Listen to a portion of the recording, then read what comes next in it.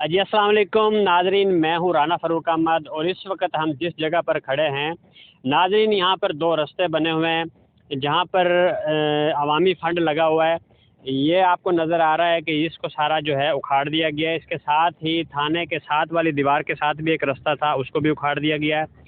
नाजरीन, आवाम को सवालों के जवाब चाहिए कि ये जो जगह है ये 40 कनाल जगह जो है थाना फतेहपुर की मलकियत है और यहाँ से जो ये रास्ता गुज़र रहा है जिसको यहाँ पर पहले टफ टेल लगी हुई थी और ये एक मंसूबा था साबका एमपीए ने यहाँ पर जो फंड लगाया था, आपको नज़र आ रहा है कि अब जो है ये उखाड़ दिया गया है। कहने का मतलब ये है कि जब ये जगह थाना फतेहपुर की मलकियत है 40 कनाल, तो यहाँ पर जो ये रास्ते मंजूर करवाए गए हैं क्या इनकी एनओसी ली गई है?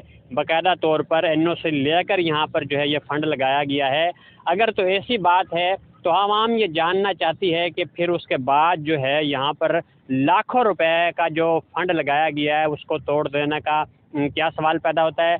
और दूसरी बात यह है कि अगर इस जगह के की एनओसी नहीं ली गई, रास्ते मंजूर नहीं करवाए गए, तो फिर अवाम का लाखों रुपया लगाकर यहाँ पर जिस तरह से आप हालत देख रहे हैं कि ये सारे के सारे रास्ते जो हैं दोनों ये उखाड़ दिए गए हैं।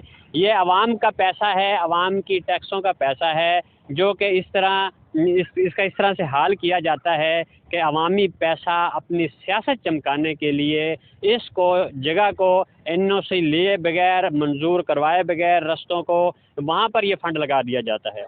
आला हकाम से हमारा यही मुतालबा है कि इस मामले की छानबीन की जाए।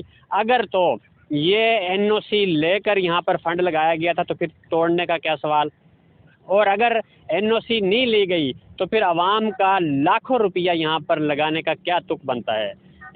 हमारे यहाँ के इलाके के साबका एमपीए की यहाँ पर तख्ती लगी हुई थी कि ये मंसूबा उनका था और वो रोड जो है ये उन्होंने यहाँ पर फंड लगाया था। यहाँ से लोग गुजरते थे, अहले मोहल्ला पीछे जितने भी हैं वो इस वक्त शदीद परेशानी का शिकार हैं। उन्हें समझ नहीं आ रही कि ये मामला क्या है। अगर जो ये रास्ता मंजूर करवा कर यहाँ पर फंड लगाया गया तो फिर ये तोड़ देने का क्या तुक बनता है। आपने देखा होगा कि जहाँ पर भी फंड लगा दिया जाता है वो फंड हमेशा उस जगह पर लगता है जिसकी एनओसी ली जाए, जिसको मंजूर करवाया जाए। हमारे लिए अलमिया ये है कि यहाँ पर अपनी सियासत को चमकाने के लिए अवाम का पैसा जो है वो बेदरेग और बेमकसद जगहों पर लगा दिया जाता है। हमें पीछे वाली आवाम के दुख का भी अंदाज़ा है कि वो इस रास्ते से गुज़रते थे। अब आवाम ये जानना चाहती है कि आया कि ये हकीकत में रास्ते मंजूर थे या बिना मंजूर के ही खाली खाना पूरी करने के लिए यहाँ पर फंड लगाया गया। नाजरीन, अगर खाना पूरी करने के लिए अहले मोहल्ला को आर्जी तौर पर राज़ी करने के लिए ये रास्ता जो है यहाँ पर फंड लगाया गया, तो ये उन लोगों के लिए जिन्होंने ये फ़ंड लगाया है वो ये अवाम के पैसे का इस तरह से जो ज़िया हुआ पड़ा है उसके ये जवाबदेह हैं कि सरकारी ख़जाने से फ़ंड लेकर जो है वो यहाँ क्यों लगाया गया।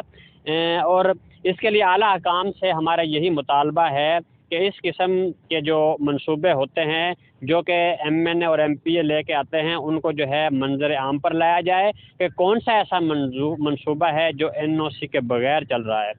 हमारी ज़ातियात नहीं है किसी एमएनए एमपीए के साथ।